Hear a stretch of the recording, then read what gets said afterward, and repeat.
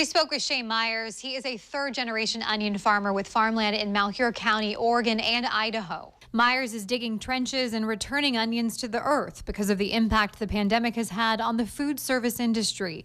It means he can't sell to dine-in restaurants, schools, or hospitals. He put the maximum amount he can in cold storage and bagged other onions for the stores instead, but says it's a major impact. A lot of people say this to me, well, there's still 320 million people in the United States, so we should still be eating the same amount of onions.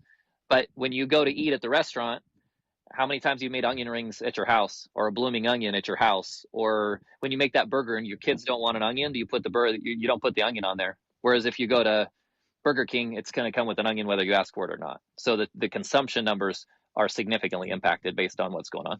Myers has applied for a small business loan, but says he's taking on big losses right now, making it tougher for him. And he says it's not sustainable financially and worries about the disruption to the food chain 6 months down the road if the economy opens back up and there's less food available. It's a concern echoed by other farmers who are returning their crops to the soil and dumping nearly 4 million gallons of unsold milk each day in places like Wisconsin.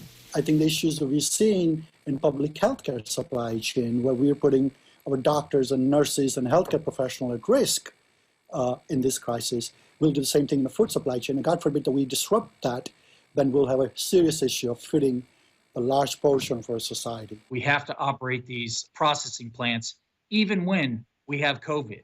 If we don't, we simply won't have food. Myers says with the financial losses he's already facing, plus transportation and packaging costs, it makes it impossible to send his crop to food banks. He says some organizations are looking into covering freight costs, making it more of a possibility. In studio, Stephanie Domerat, Fox 12 Oregon.